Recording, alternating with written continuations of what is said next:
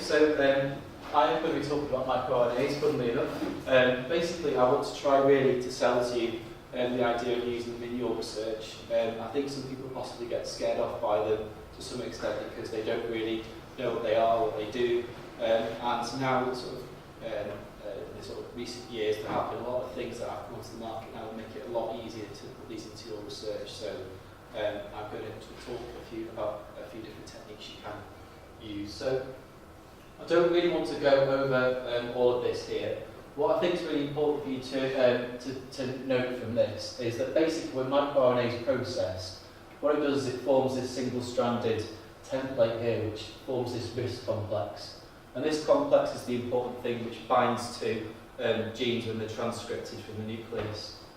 And this is really important because when this complex binds to a gene that's been transcribed from the nucleus, what that means is that the particular messenger RNA or the particular transcript of that gene is going to get suppressed. Okay, that can be either by this messenger RNA being degraded, or it can just be by the messenger RNA just having the translation suppressed.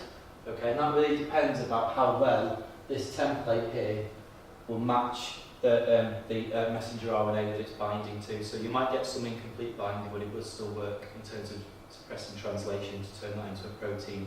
Okay. microRNAs, in essence, what they do is they suppress translation, and they're really important in a number of different processes. So incredibly important in development.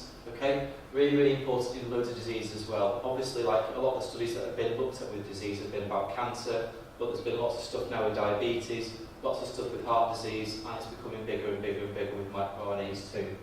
Okay, the reason why they're so interesting is because microRNAs do regulate a number of genes themselves. So for instance, this microRNA here might go on to regulate maybe 10 or 20 genes that all have similar functions. So you might have a particular microRNA that will regulate maybe things that are related to angiogenesis or things that are related to muscle development. They can all have really kind of almost themes to the way that they work.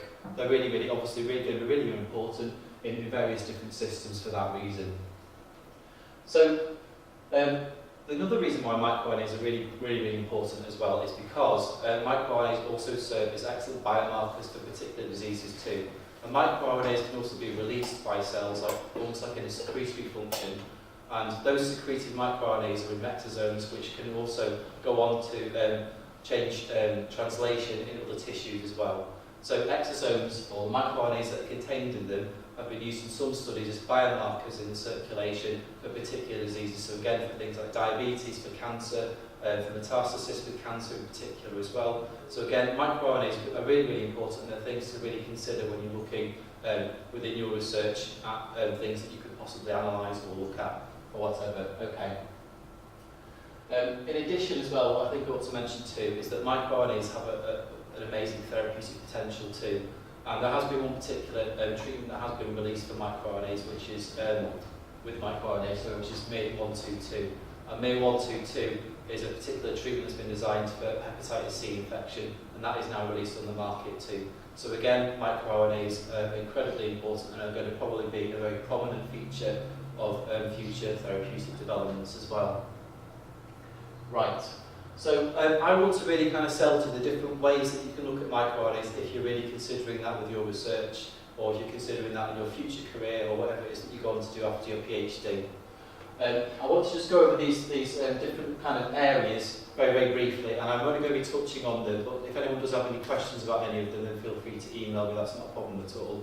But I think I just need to go over some of these because there are important points to consider when you're thinking about designing the experiments or thinking about using them in the future. Okay. So, microRNAs, I did mention that earlier on my previous slide, but they're very small. So in terms of their size in comparison to messenger RNA or normal gene transcripts, they're only about 22 nucleotides, so they're tiny. And some RNA extraction techniques will lose microRNAs by the particular technique that you're using. So you have to make sure that you're obviously using an extraction technique where you're not going to end up losing very small RNAs. There's loads of different types in the market, so you've got Trizol, there's all these different kits as well that you can buy from different providers. One point that I would probably make up here is that it's probably better to get an idiot-proof kit, which is the one that I use, and I've still managed to mess it up once. So The ones that are idiot-proof are the ones that tend to use like a column, and the column will trap the RNA inside kind of like a little well inside the column. Column ones are things like that one, Varna, Near and Easy, and there's a few others as well that you can use which have a column in them. The problem with triazole is that you have to pellet the RNA at the bottom, and sometimes you can lose the pellet, and it can be quite difficult sometimes. Another thing to think about as well in your lab as well is nucleases. So nucleases are enzymes, so RNAs in particular will get rid of your microRNA and destroy all of them that you have. So it's really important to make sure that you keep everything nuclease free. That includes any pet tips that you're using, anything that you're using to make up reagents. You have to autoclave anything, so when you make up reagents it can be a bit of a pain, but it's important to consider. But in terms of actually being an RNA species, they are actually very stable in comparison to other RNAs. And you can actually get microRNAs from formalin fixed paraffin embedded sections, believe it or not, and we've managed to do that in our lab. You can get them from blood, which has been left out for days. There's been studies that have actually proven that you can do, and it doesn't really have that much of an effect on the microRNAs that are still present. But what's really important is obviously if you're going to compare samples, they all have to come from the same source. Okay, so you can't just compare a paraffin embedded block with fresh tissue because it's obviously going to show differences, obviously. So that's one thing to consider is about getting your RNA. Okay, the next thing you need to really think about is how you're going to analyse your microRNAs inside those samples that you have. There's 3 different approaches that you can use when you're looking at microRNAs. These are quite common in the literature. Okay, so you've got your microarray, you've got next generation sequencing, and you've got traditional RT-qPCR as well. Okay, I'm not going to go through all of these things, but there's advantages and disadvantages to both, 2 or 3 of them. If you think about it again, you just in terms of those 3 processes anyway, RT-qPCR in general is cheaper, but it means it's a lot more specific, and it means also as well that you can be a bit more considerate about the types of microRNAs that you want to look for. With microarrays, and particularly next-gen sequencing, what you're going to be doing is you're going to be hunting around for all the data that you can possibly get out of those samples, and it really depends on the type of experiment that you want to do. The thing to be quite careful about with microarrays as well is that microarrays tend to come often on the market quite frequently, and if you've got like a long-term study that you're planning to do, a microarray may kind of go off the market, and then you might end up having to use different platforms to analyse your data, and that's not really good. What's really important is you keep things consistent, like obtaining your RNA, and analysis too just need to be consistent as well. What's really important with these 2 techniques though, is it's actually looking at the data, and it's the analysis and the normalisation which is really, really crucial. The differences between these two types of analysis are much of a muchness really, and there's been a few studies which I've got here which have tried to compare them from different providers, and there's not really been that many differences found between them in terms of the expression data that's come back from them. There's been a couple where they've shown differences, but not that many really. It seems to be much of a muchness really. If you do want to have a look at a good reference, there's Git et al, which I'm looking forward to referencing in my thesis at the end of my PhD. Git et al. Yeah, that's quite comprehensive between quite a lot of stuff. That one there, that's quite comprehensive for a lot of the different providers of microarrays, and for one particular technique for next generation sequencing as well. One thing to think about as well is a company called Exicon, and Exicon are probably the experts, I would say, in microRNA analysis, because they've got the patent on this particular structure here, which is a LOX nucleic acid.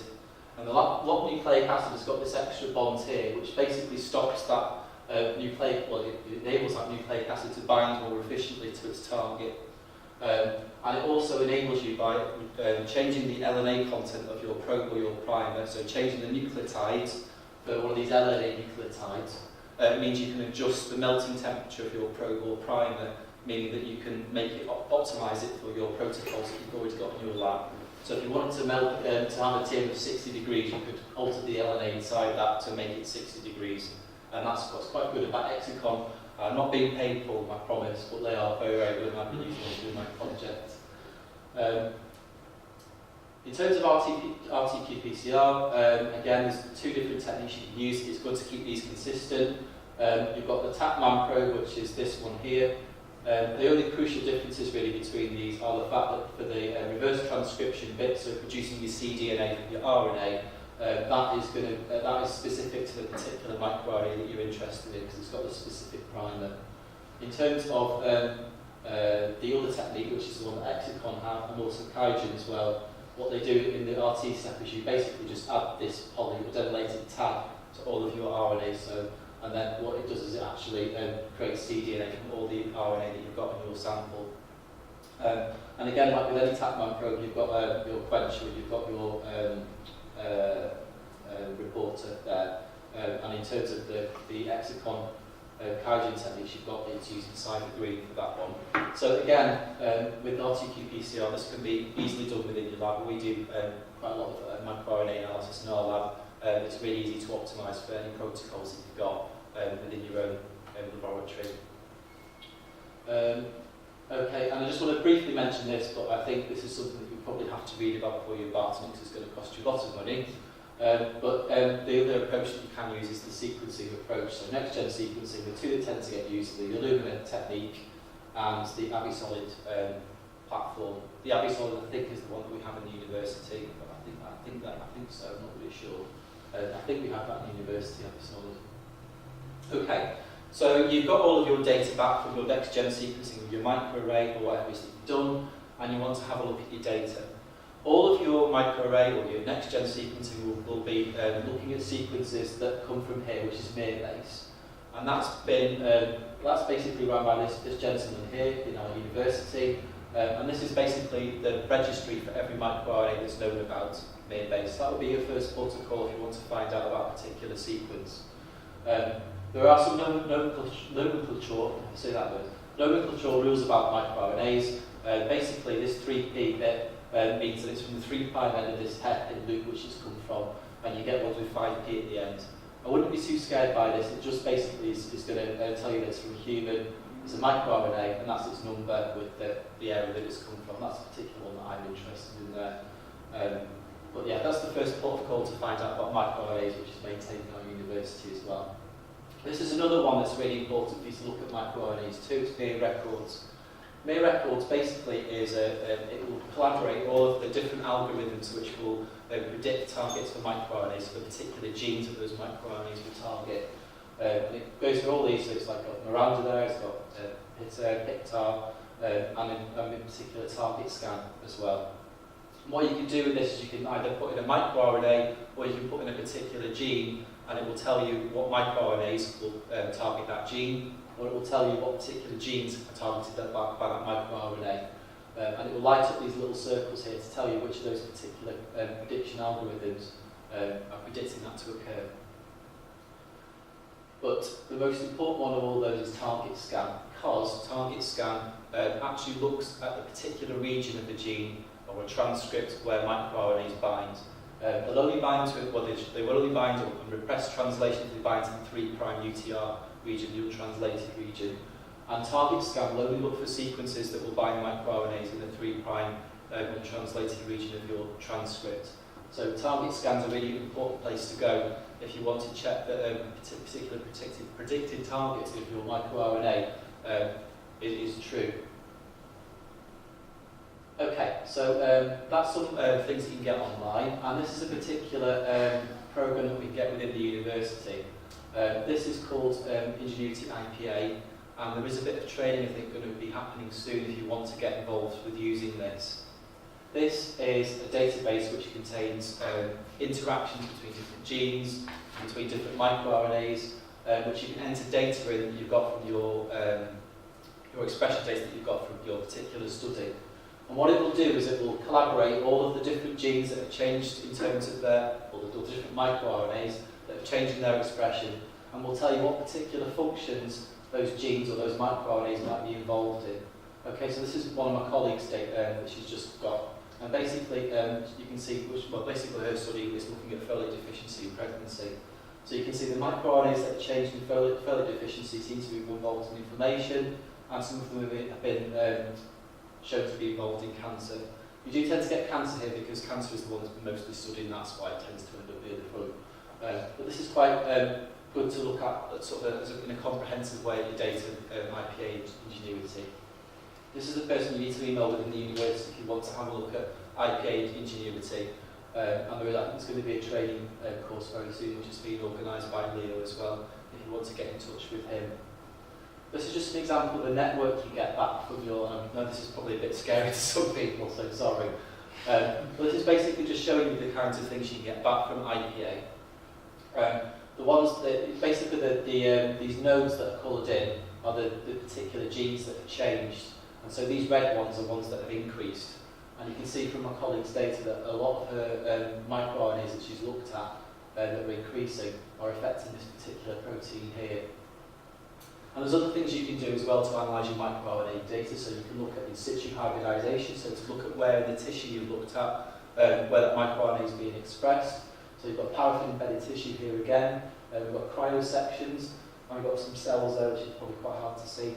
And there you can get those from Exicon, which are the company who have LNA. You've got those from Affymetrix as well too. And you also can get some probes which you can do some order plotting with too. Finally, if you want to look at microRNAs, this is becoming much more simple because there's lots of pre-made kits and techniques that you can use, particularly from Exicon or from other companies too. So one particular thing that I'm doing at the moment is a microRNA knockdown in a cell model of the microRNA that I'm interested in. And there's a particular reagents you can use to insert your microRNA of choice into cell lines or into particular cell types that you want to insert it into. Well, there's also RNA interference techniques as well you can use too, which are sold by Exicon and other companies as well. What's really important to consider though is when you're looking at the results of either increasing the amount of that microRNA or reducing the amount of it. Because I think some people might automatically think about analysing the transcriptome. If you remember back to that diagram that I showed you when you formed the RISC complex, sometimes that microRNA might not bind completely to your gene. And so what might not happen is that we might not see the gene being degraded or the messenger RNA being degraded. And what you might see instead is that microRNA either being higher or lower, translating into the proteome and stopping that gene being turned into a protein, even though the messenger RNA is still there. So this really is the better place to head towards if you're looking at maybe modelling a particular microRNA's action within a cell or within a particular tissue or wherever it is that you want to do. And again, there are other ways that you can confirm the results of doing proteomic analysis, whether that's by mass spectrometry or some other technique. There's things like target blockers and porters are available as well in kits. This is an example of a reporter, and basically what you can do with these is you can just add your microRNA binding site, so the particular part of the gene the microRNA is binding to, and that will be at the 3' UTR of this luciferase.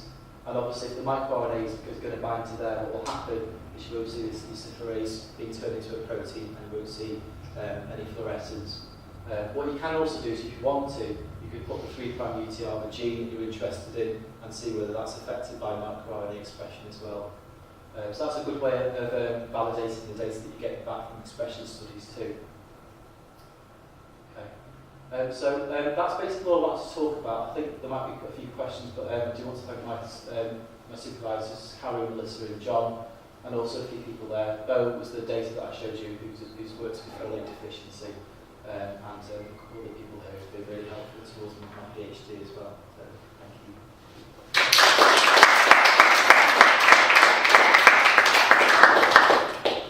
Hello.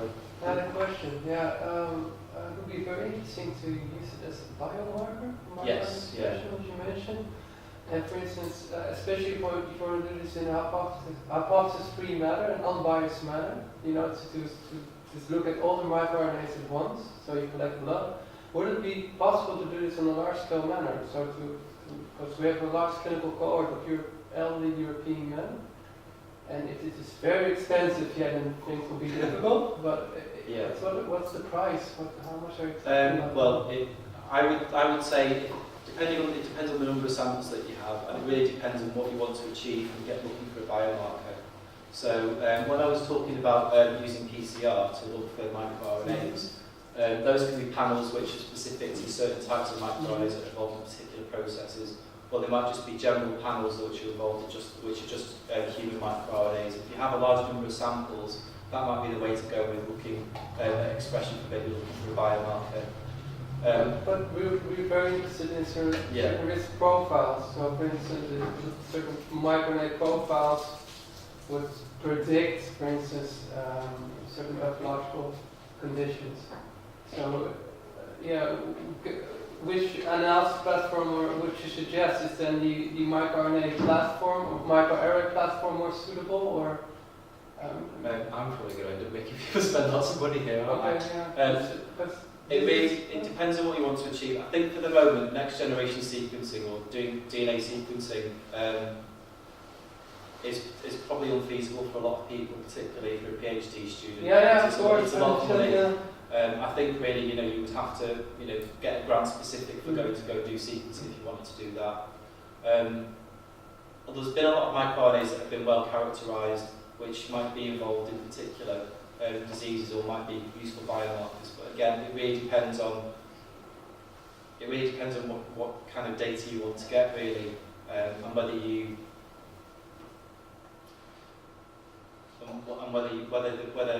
going to be able to have the sort of funding to maybe use a microarray instead, or I don't know. So these microarrays are very expensive. Yeah, this is just they're not hugely expensive. Okay. They're certainly within like the budget of like someone's PhD grant, I would say. Okay. But it really depends on how much you want to analyse and whether you want to pool samples, for instance. And that's one way you can get around it, by pooling like certain patient groups into particular samples. It really depends on what you want to achieve, really. Okay. We've done a few arrays where we pooled samples together, and that's brought back quite interesting data. Okay. So it just depends on what you want to do. Okay. And I don't want to say anything too much, just in case you go off and something that I might recommend it, but it really depends on what you want to achieve and your money as well. It'll be very expensive. Right. So why don't we? Running a little late. Yeah, since we're running a little late, why don't we go ahead and kind of adjourn? But if anybody wants to stay after and ask questions, that would be great. Yes. Does that sound okay? Cool. Okay, thank you very much.